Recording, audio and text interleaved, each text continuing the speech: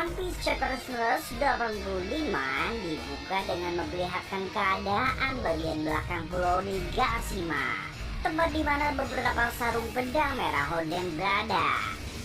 Langkah mereka terhenti karena Kanjuro muncul membawa beberapa pasukan dari kelompok bajak laut Beast.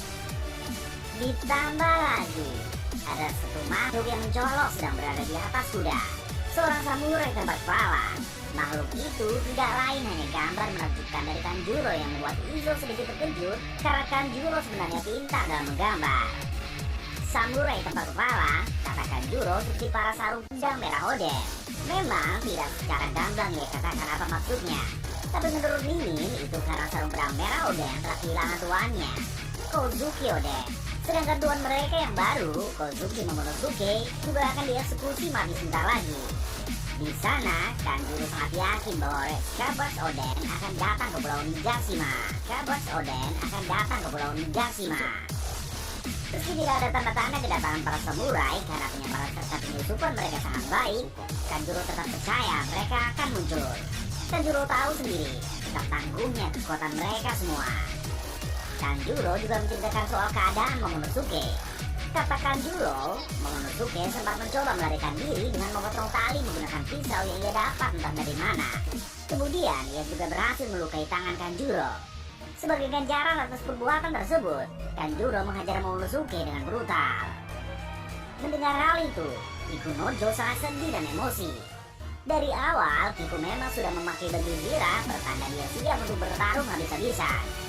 Sementara itu, Inuarashi dan Nekomamushi malah sibuk berbicara soal tangan Nekomamushi yang secara mengejutkan telah terpasang semacam senjata api. Kembali ke soal Kiku yang telah bergaya sangar layaknya seorang samurai dalam medan pertempuran yang memaksa kuda-kuda bersiap menyerang Kanjuro.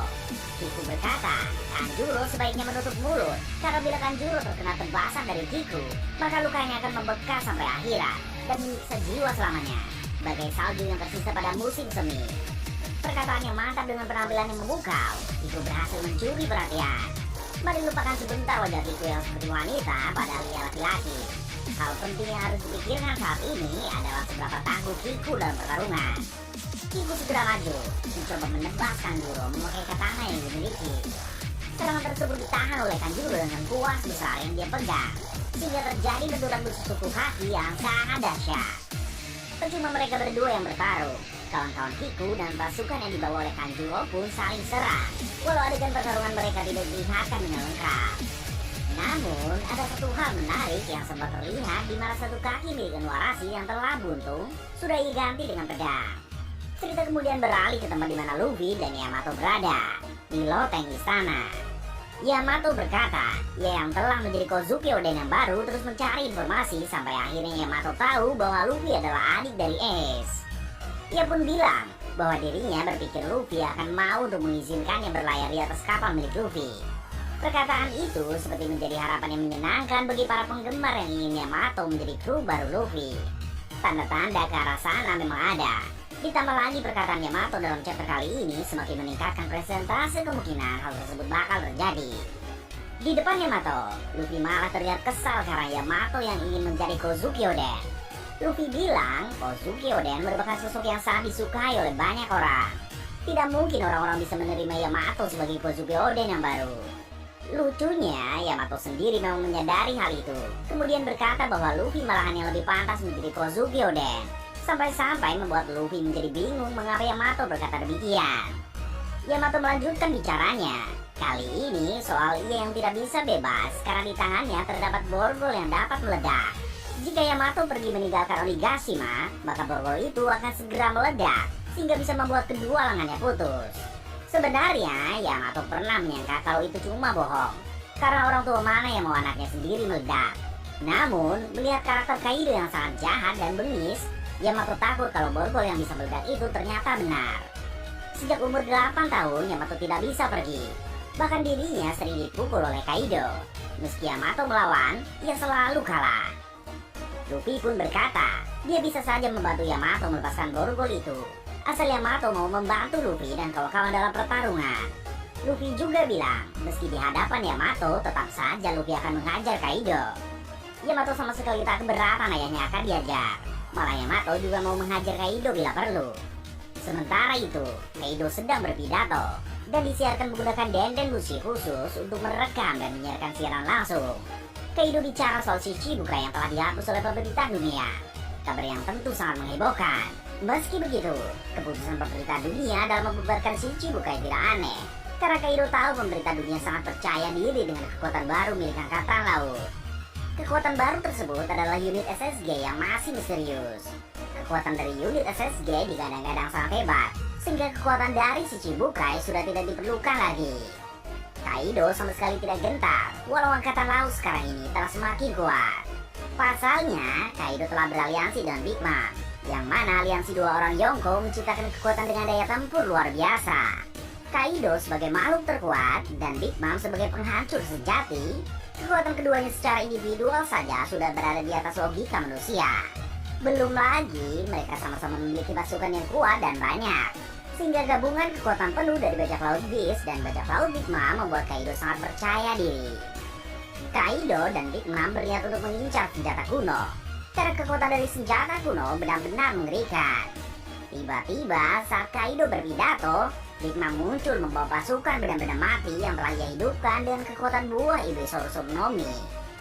Nami, Carrot, dan mungkin juga Shinobu sudah berhasil dikalahkan oleh Big Mom, sehingga ia telah sukses mengambil Zeus kembali. Kaido sempat sedikit kesal karena Big Mom datang terlambat, tapi hal itu tidak menjadi alasan. Kaido melanjutkan pidatonya. Ia ingin menemukan One Piece bersama dengan Big Mom. Dengan begitu, Kaido dan Big Mom bakal membawa dunia ke dalam perang besar yang mengerikan. Bila mereka memiliki senjata kuno dan telah mendapatkan One Piece, maka Kaido dan Big Mom bisa menguasai dunia era ini. Mendengar perkataan Kaido, Luffy yang tengah bersembunyi bersama Yamato terlihat kesal. Bagi Luffy, dirinya yang akan menemukan One Piece, bukan orang lain.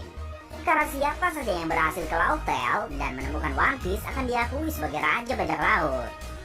Kaido juga mengatakan bahwa Angkatan Laut tidak akan datang ke Wano Kuni dengan mudah.